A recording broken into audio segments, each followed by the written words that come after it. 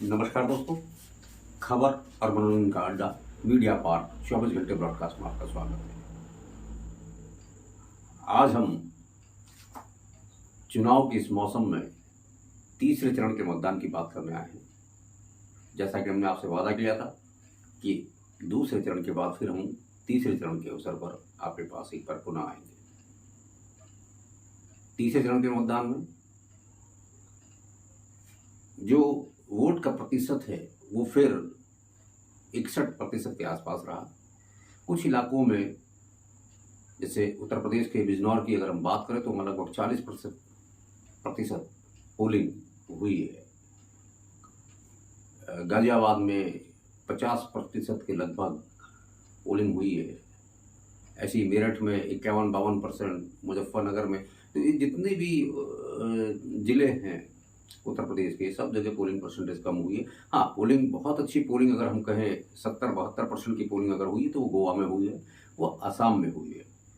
बाकी सभी जगह पोलिंग परसेंटेज 70 का आंकड़ा नहीं छू पाई है। तो ये किस ओर इशारा कर रहा है? क्या इसी पोलिंग के दम पर नरेंद्र मोदी जी 400 पार का नारा लेकर घूम रहे थे? क्या मोदी जी की स्वीकार्यता कम हो गई है? क्या लोगों का मोदी जी पर विश्वास नहीं है? क्या मोदी जी की गारंटी को लोग अनदेखा कर रहे हैं, अनसुना कर रहे हैं, जो इतने बड़े बड़े वादे किए जा रहे थे? लोगों से इतने अपील के बावजूद सारी संस्थाएं, मीडिया, खुद प्रधानमंत्री जी जनता से बार बार अधिक से अधिक संख्या में वोट करने का आह्वान करती रही, किंतु जनता का इस ओर तनिक भी इंटरेस्ट नज़र नहीं आ रहा है। ऐसा क्यों हो रहा है? ऐसा पहली बार हो रहा है कि एक प्रधानमंत्री इतने मेहनत कर रहा है, हर क्षेत्र में जा रहा है, वहाँ का जो क्षेत्रीय प्रतिनिधि भी इतना प्रयासरत नहीं है लोकसभा चुनाव जीतने के लिए जितना कि मोदी जी है। तो इस तीसरे चरण के बाद चौथे चरण का मतदान भी जोरों पर है और पांचवें चरण का मतदान भी जोरों पर है। ये आप विडंबना देखिए हमारे चुनाव आयोग की, हमारे देश में जो सिस्टम, इलेक्शन पोलिंग सिस्टम है उसकी, कि एक राज्य में एक साथ चुनाव नहीं करवाया जा रहा है। एक तरफ पोलिंग चल रही है, दूसरी तरफ प्रधानमंत्री जी, गृह मंत्री जी या जो सत्तारूढ़ दल है वो अपना चुनाव प्रसार करने में लगी हुई है। तो इससे तो वोटर के माइंड को डाइवर्ट करने में बड़ी सहायता मिलती है और ये एक तरीके से चुनाव की जो नियमावली है उसका उल्लंघन है, आचार संहिता का उल्लंघन है। ऐसा कतई नहीं होना चाहिए। चुनाव यदि आप उत्तर प्रदेश में चुनाव करा रहे तो एक ही बार में उत्तर प्रदेश में चुनाव हो जाए। अगर पश्चिम बंगाल में चुनाव हो रहे हैं, दक्षिण में किसी भी राज्य में, तेलंगाना की बात करें, किसी भी राज्य में हम चुनाव की बात करते हैं तो एक राज्य का चुनाव एक ही बार में निपट जाए। और कम से कम ऐसा तो ना हो कि आज यहाँ पर पोलिंग चल रही है और इससे लगते हुए क्षेत्र में वहाँ पर जो है अगले आगामी चरण में पोलिंग होनी है और उसके लिए प्रचार प्रसार प्रधानमंत्री जी कर रहे हैं या जो भी सत्तारूढ़ दल है वो कर रही है। ये एक गलत परिपाटी प्रारंभ हुई है जिससे सही चुनाव होना संभव नहीं है। पहले 3 चरण में भाजपा की स्थिति बहुत अच्छी नजर नहीं आ रही है। हालांकि तीसरे चरण में थोड़ा सा इम्प्रूवमेंट, हिंदी बाहुल्य क्षेत्र में जो चुनाव हुआ है, जो भगवान राम के नाम को लेकर के मोदी को वोट करना चाहते हैं या जो मोदी को प्रधानमंत्री के रूप में देखना चाहते हैं, वो लोग मोदी को वोट कर रहे हैं, तो उसका प्रतिशत जरूर थोड़ा सा बढ़ता हुआ दिख रहा है। कारण क्या है कि गोवा और असम दोनों भाजपा का गढ़ रहा है और भारतीय जनता पार्टी वहाँ पर अच्छा प्रदर्शन करती आ रही है और वहीं पर ही पोलिंग परसेंटेज भी बहुत बेहतर रहा है। लेकिन बाकी चाहे वो उत्तर प्रदेश हो, चाहे वो मध्य प्रदेश हो, चाहे महाराष्ट्र हो, कहीं पर भी पोलिंग, बहुत अच्छी पोलिंग नहीं करी जा सकती है। तो इतने प्रलोभनों के बावजूद, इतनी गारंटी देने के बावजूद ये सब काम नहीं कर रहा है। और अब देखना ये होगा कि चौथे चरण के चुनाव प्रचार में आते आते तमाम पार्टियां इस टाइम चुनाव प्रचार में व्यस्त हैं, और चौथे चरण का चुनाव होने जा रहा है। चौथे चरण का चुनाव, उसके बाद पांचवें चरण का चुनाव, फिर छठे चरण का चुनाव, फिर सातवें चरण का चुनाव 1 जून को। तो इस तरीके से हमारे जो है 7 चरण में चुनाव होने हैं। लेकिन जैसे जैसे चुनाव की गति आगे बढ़ती जा रही है, जैसे जैसे चरण समाप्त होते जा रहे हैं, पहले, दूसरे और ये तीसरे चरण की बात करी हमने, तो ये सब चरण समाप्त होने के साथ ही मोदी जी के अंदर जो कॉन्फिडेंस लेवल था 400 पार, वो कम होता नजर आ रहा है। तो प्रधानमंत्री जी या अमित शाह जी, जो गृह मंत्री हैं, और जो भी भारतीय जनता पार्टी के नेता जन हैं, अब उनमें वो धार 4 जो थी वो नजर नहीं आ रही है। कहीं ना कहीं उनको अंदेशा हो गया है कि हम जो है चुनाव बामुश्किल जीत पाएंगे, सरकार बामुश्किल हमारी बन पाएगी। और जब सरकार इस तरीके से नहीं बनती है तो हॉर्स ट्रेडिंग होती है। और भारतीय जनता पार्टी या प्रधानमंत्री नरेंद्र मोदी जी हॉर्स ट्रेडिंग के बड़े माहिर खिलाड़ी हैं। कई राज्यों के स्थिर सरकार को तोड़ना और फिर उनके विधायकों को खरीदना, या उन पर सीबीआई, ईडी, इनकम टैक्स जैसे विभागों से दबाव डलवाना और फिर अपने पक्ष में उनको करना। और जो दागी नेता हैं या जिन पर आरोप लगे हैं भ्रष्टाचार के या आय से अधिक संपत्ति इकट्ठा करने के, ऐसे लोगों को टाइड वॉशिंग पाउडर में बीजेपी डुबोती है और फिर सैमसंग की वॉशिंग मशीन में घुमा करके बाहर निकाल देती है।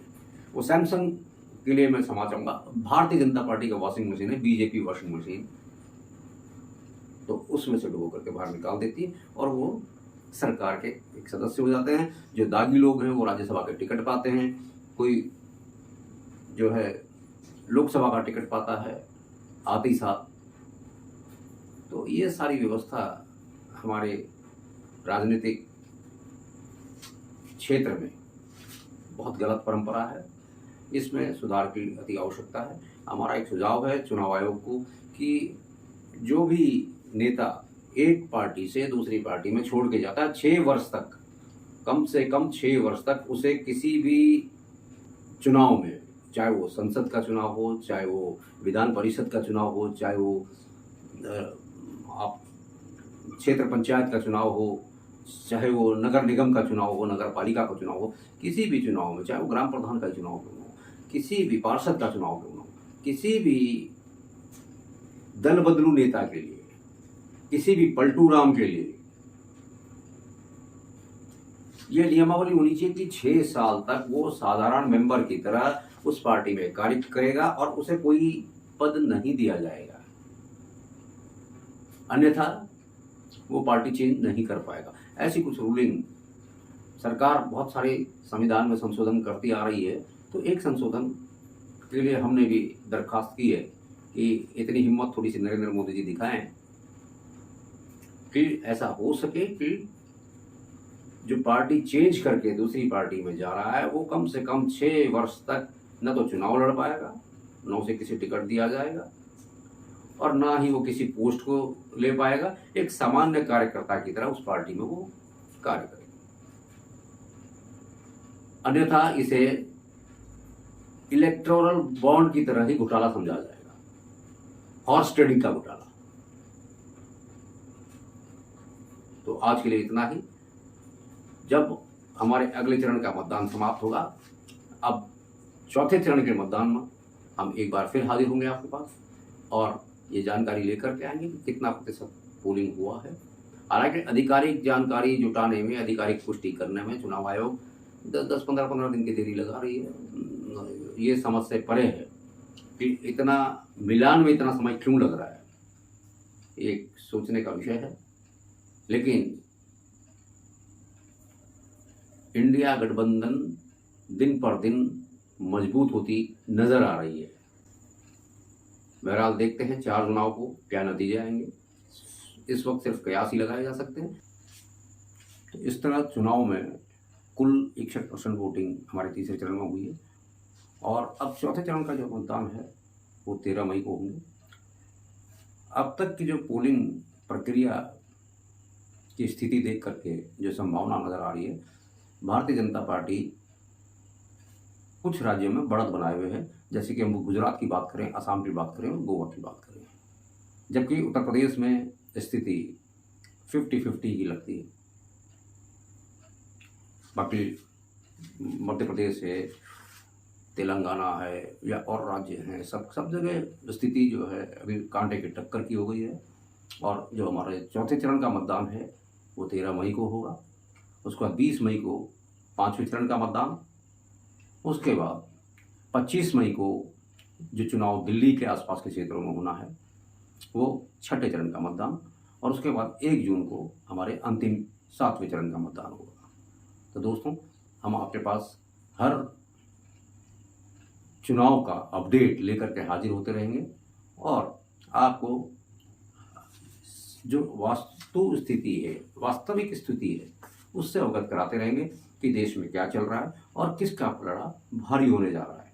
हालांकि शुरुआती दौर में नरेंद्र मोदी जी जिस तरीके से धुआंधार प्रचार और बैटिंग कर रहे थे, जिस तरीके से अमित शाह जी सब जगह